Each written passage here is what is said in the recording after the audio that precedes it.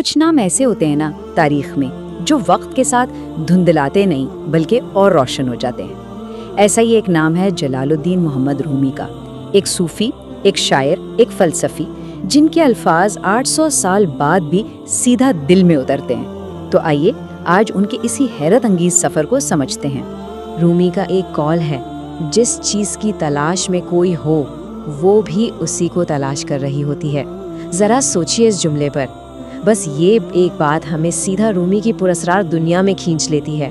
ایک ایسی دنیا جہاں منزل اور سفر ایک ہی چیز ہے اور تلاش کرنے والا خود ہی مقناطیس بن جاتا ہے۔ لیکن شاعری اور عشق کے اس سمندر میں اترنے سے پہلے رومی کی پہچان بالکل مختلف تھی۔ ان کی زندگی کا پہلا باب علم اور منطق کا تھا۔ وہ کونیا کے ایک بہت بڑے عالم کے طور پر جانے جاتے تھے۔ تو یہ کہانی شروع ہوتی ہے 1207 میں بلخ سے، جو آج کا افغانستان ہے۔ وہ ایک بہت بڑے عالم کے گھر پیدا ہوئے۔ اس وقت حالات کچھ ایسے تھے کہ ان کے خاندان کو ہجرت کرنی پڑی، کئی ملکوں سے گزرے اور آخرکار وہ کونیا پہنچے، جو آج کے ترکی میں ہے۔ اور بس یہی شہر کونیا ان کی پوری زندگی اور ان کی میراث کا مرکز بن گیا۔ اچھا، تو کونیا میں رومی کے علم کا ہر طرف چرچا تھا۔ وہ ایک مشہور اسلامی اسکالر اور استاد بن گئے۔ سوچیں، سینکڑوں شاگرد ان سے سیکھنے کے لیے جمع ہوتے تھے۔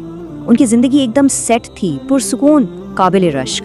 لیکن قسمت کو کچھ اور ہی منظور تھا، ایک بالکل نیا باب کھلنے والا تھا۔ علم کی یہ پرسکون اور منظم دنیا یہ ہمیشہ ایسی نہیں رہنی تھی۔ بس ایک ملاقات، ایک نظر اور ایک ایسا روحانی انقلاب دروازے پر تھا جو سب کچھ بدل کر رکھنے والا تھا۔ پھر ایک دن کونیا کی گلیوں میں ایک گھومتا پھرتا درویش آیا۔ نام تھا شمس تبریزی۔ درویش یعنی وہ جس نے دنیا کو چھوڑ کر بس حق کی تلاش کو ہی اپنی زندگی بنا لیا ہو۔ شمس کا آنا صرف ایک انسان کا آنا نہیں تھا، یہ تو ایک ایسی طاقت کی آمد تھی جو رومی کی پوری دنیا کو الٹ پلٹ کرنے والی تھی۔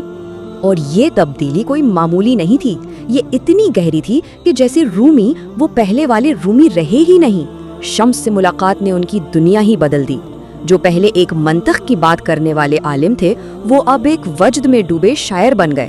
عقل اور کتابی علم کی جگہ لے لی عشق الہی نے، اور جو دماغ کو سکھاتے تھے وہ اب خود خدا کے عشق میں گرفتار ہو کر دل کی زبان بولنے لگے۔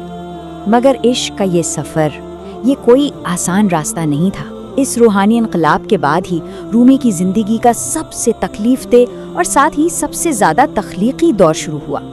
اور پھر اچانک شمس غائب ہو گئے، بالکل ایسے جیسے کوئی روشنی کی کرن آئے اور پھر گہرے اندھیرے میں کھو جائے۔ یہ جدائی رومی کے لیے ایک قیامت تھی۔ ان کے مرشد، ان کے دوست، ان کی روح کا آئینہ ایک لمحے میں نظروں سے اوجھل ہو گیا۔ اور اسی گہرے زخم، اسی جدائی کے درد سے رومی کا وہ مشہور قول نکلا جو آج بھی مرہم بن جاتا ہے: زخم وہ جگہ ہے جہاں سے روشنی اندر داخل ہوتی ہے۔ کیا کمال کی بات ہے! یعنی دل کا ٹوٹنا کوئی اختتام نہیں تھا، بلکہ یہ تو ایک دروازہ تھا، ایک نئی، ایک گہری روحانی بیداری کا دروازہ۔ اسی شدید تکلیف نے، اسی درد نے رومی کے اندر سے شاعری کا ایک دریا بہا دیا، ایک ایسا دریا جس کی لہریں آج تک دنیا کو سیراب کر رہی ہیں۔ شمس کی جدائی کے اسی درد نے رومی کو شاعر بنایا، اور انہوں نے اپنا شاہکار تخلیق کیا، مثنوی مانوی۔ یہ کوئی چھوٹی کتاب نہیں، 6 جلدوں پر پھیلا روحانی حکمت کا ایک سمندر ہے۔ اس کی گہرائی اتنی ہے کہ اسے اکثر فارسی زبان کا قرآن بھی کہا جاتا ہے۔ پھر ان کی تعلیمات سے ایک بہت ہی خاص روحانی عمل نے بھی جنم لیا، سما، یعنی وجد میں گھومتے ہوئے درویش۔ یہ صرف ایک رقص نہیں ہے، نہیں، یہ تو کائنات کی گردش کے ساتھ ایک ہو کر اپنے خالق سے جڑنے کا ایک طریقہ ہے۔ یہ رومی کے فلسفے کی ایک جیتی جاگتی تصویر ہے۔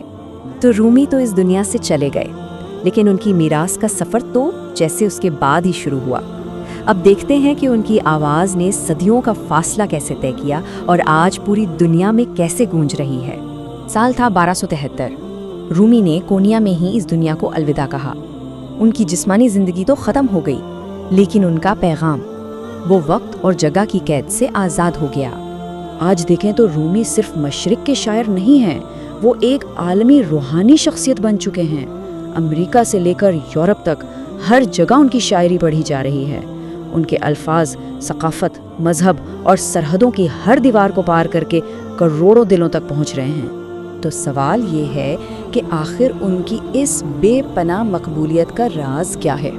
وجہ ہے ان کے پیغام کا آفاقی ہونا۔ وہ بتاتے ہیں کہ اصل راستہ عشق کا ہے۔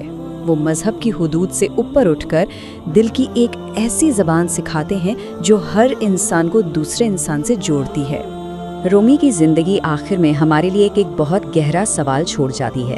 اگر زخم ہی وہ جگہ ہے جہاں سے روشنی اندر آتی ہے تو پھر شاید ہم سب کو اپنے اندر جھانک کر دیکھنا ہوگا کہ کون سی روشنی اندر آنے کا انتظار کر رہی ہے۔